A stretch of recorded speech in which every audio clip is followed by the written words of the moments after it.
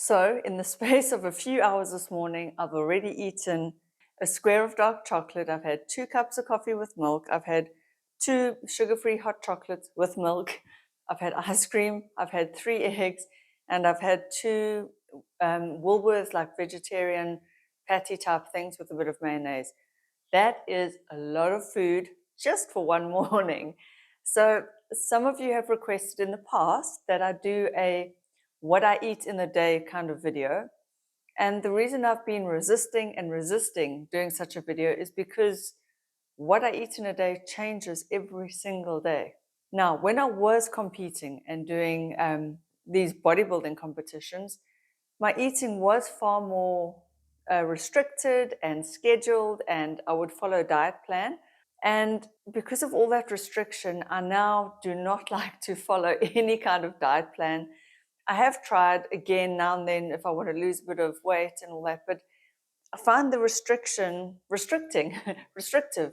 So my mind sort of is now in a place where it wants to rebel against all that restriction. And so that's why I don't actually have a general typical what I eat in a day, anything to share with you. But I know you want to find out how is it that a person, any one of us, can maintain a relatively healthy body weight whilst not dieting. I think that is the $1 million question. So let's tackle this question because we can only stick to a diet for so long. And then, of course, we're going to want to change. We're going to want variety. No one can restrict, I believe at least, any particular food group for too long. It's just not sustainable.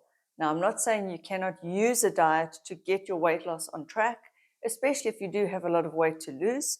But now, before I go into talking about food and what I eat and my sort of ideas about food, because I know everyone has so many conflicted and confused ideas about food, I just want to say upfront, all these kind of things that focus on the external, they do make me feel not right. Because who you are on the inside is what counts. This external stuff, it changes, it comes and goes throughout anyone's lifetime.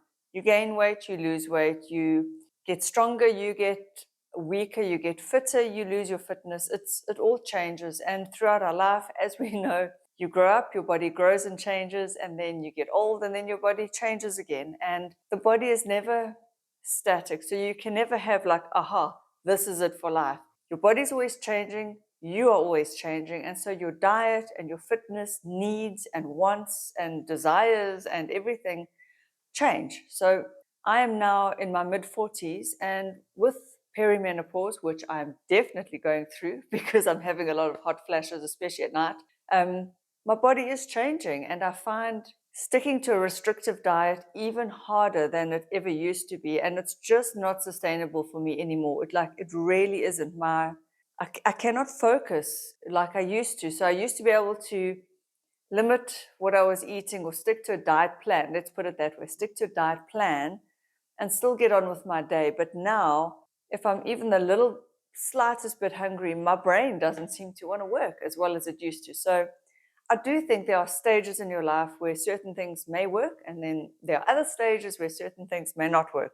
But in general, I don't want to say I found the secret formula, there's no secret formula, but in general, I have found that to maintain a weight within a certain range, you do have to monitor roughly what you're eating. So I don't track calories anymore, but there is My Fat Secret, which is an app on your phone. You can track your calories just to give yourself a ballpark figure. I have used it in the past, not My Fat Secret, Fat Secret. And it is helpful to just give you an idea of how many calories there are in different foods if you want to go down that route. But what I have found for myself, and this is the absolute truth, there's no mystery, there's no magic, but I have found that when I tune in to my body, which takes awareness and it takes mindfulness and it takes slowing down, which I always say is a good thing. When you tune into your body does let you know what it needs. It's not always easy, especially when we are busy, when we have jobs to go to that are stressful, when we have kids that are demanding things of us, when we have just, the usual daily stressors and stuff of life. And even if life is going well, if it's busy and you've got deadlines, it's very hard to stick to a diet, and sometimes not practical and not sustainable. And sometimes it's probably, and now I'm going to go against what so many fitness people say, but it's probably a good thing to carry some body fat. I'm not saying excessive amounts, which could lead to diabetes and heart disease. And even there, who am I to say? This is your life, your body. Always, you do you. But I have been lucky in that I've been able to maintain a relatively stable weight for most of my life. There was a time when I was 10 kgs heavier than I am now. It was the fattest I've ever been. I got that way through emotional eating, and it didn't feel good. I didn't feel healthy. It just wasn't something that felt right for my body type, my shape, my height, my everything. And I've never really picked that weight up again. So I haven't got the secret, but somehow I found a way to keep my body weight within a certain range. And I do that even today, although I'm 1 or 2 kgs heavier, but not by restricting what I eat, but just by keeping a running track in my head. On average, it's not a conscious thing, but you know when you've overeaten. So like I say, this morning I was hungry, I ate a lot. Okay, so the trick is don't feel guilty about it, but then by lunchtime, if I'm not that hungry, I will skip lunch or eat far less or have something really, really small. And then I'll see by supper time how hungry I am. So the thing I'm offering to you, the secret, not the secret, the trick, the tip is portion control if possible, or a daily average control. So like I said, today I started off eating quite a few things. By 10 o'clock this morning, I had eaten about half my day's worth of food. That's okay. I felt hungry. I felt like I needed it. I am going through a stressful time in my life. I'm giving myself the grace, and I think we all need to do that with ourselves, is to not berate ourselves for overeating. Do not ever feel guilty for overeating. If you find yourself binging and you catch yourself, just stop. And that's it. No guilt, no shame, no, oh, woe is me. Oh, no. Don't throw out also the whole rest of your intentions. Don't say, oh, well, I'm never going to, you know what I mean? If you have the intention to maintain your weight, and that's fine, then if you find yourself binge eating, just stop when you can and restart at the next meal.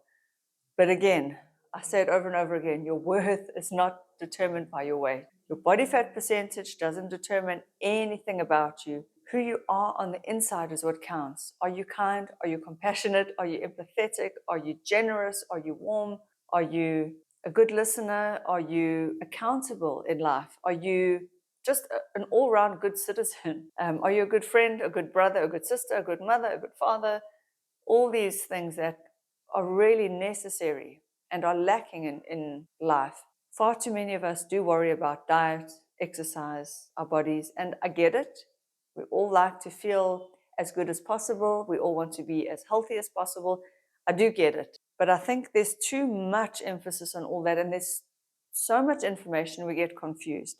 Ultimately, what I think, and I'm not a guru, but I have studied diet and personal training, is that I ultimately think moderation really is the key when it comes to diet. Some chocolate is fine, some cake is okay, some pizza, a few hamburgers now and then, not the end of the world. I really don't think it's the end of the world. It's not going to throw you off track. It's not going to mean you're going to get a stroke or heart disease or diabetes, but in limited amounts, within an overall balanced context, make sure you are including the healthy foods and move a little bit when and as you can.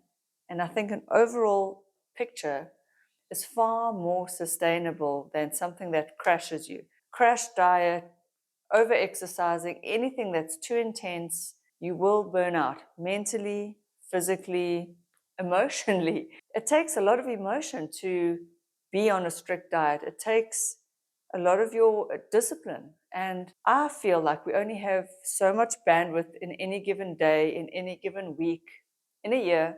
And if you're putting a lot of focus on diet, exercise, which is fine, it has its place, but if you're putting so much focus on that, you do kind of burn out in that area. And then the pendulum swings, and that's okay too.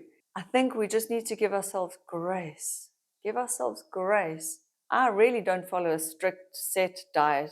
I used to, but it took so much out of me that I just feel it's not something I want to do anymore, at least not for now. I may get on a track where I feel like, okay, this is the year I'm gonna get into the best shape of my life again. It may come, but that will be for the best shape of a 40-something-year-old. I can never ever go back to when I was 27, 35. That ship has sailed. That body is gone, and that's okay. It's okay. No amount of dieting will ever bring my body back to 35. And we need to remember this and give ourselves that love and grace and compassion to just keep it real.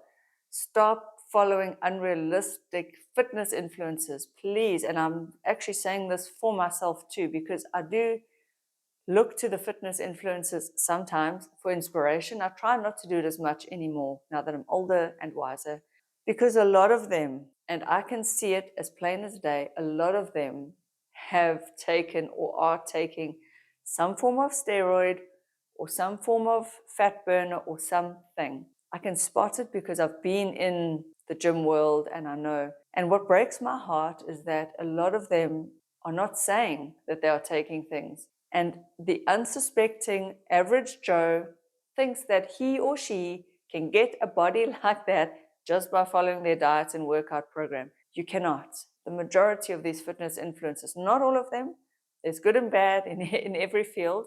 And I don't want to call anyone out and I don't want to shame anyone because I'm not judging them. They must do them. But I do wish that there was a bit more honesty around it. I understand that they don't want to be honest because, of course, steroids are illegal in most parts of the world, but there's a false narrative being sold. So they are taking the steroids or the body fat burners or whatever it is to look a certain way, to sell their fitness courses, to sell their online training programs. And I just wish we could all have more honesty. We are not aware of it all the time, what they are taking behind the scenes. So just know that an average 40 to 50-year-old woman or man in general will only be able to reach a certain level of body fat percentage or muscle naturally, and that's okay. Please do not get fooled. Having said all of that, I think a balanced, holistic approach is the best way forward, and that is the message of today's video. Please don't berate yourself. Give yourself grace. Know that it's okay to look normal. It's okay to look average. It's okay to also chase your dreams and goals. It's okay to go after your best body. If you've got the energy and the motivation and the drive, that is wonderful. But when that evaporates or you get tired or you get burnt out, it's okay to take a break. It's okay to put on a 2 or 3 kg or 10 or 20 kgs extra. It's okay. It doesn't matter. No one is looking. Everyone's so wrapped up in their own world, in their own shit, in their own bodies, in their own business, work, family. No one really is judging you. I mean, they kind of are, but they kind of are not. No one really is. So give yourself that grace. I've repeated that over and over in today's video, and I'll repeat it one last time before I go. Give yourself grace and just allow yourself to have a moderate approach to all the things diet and exercise related. I think that's the healthiest way. Thank you for watching, and thank you to everyone who is new to this channel and who has subscribed. My channel is really close to hitting its goal, so I'm very excited. Thank you for that. Thank you for watching. I will see you in my next video, and go and just rock your day. I love you. I appreciate you. Bye.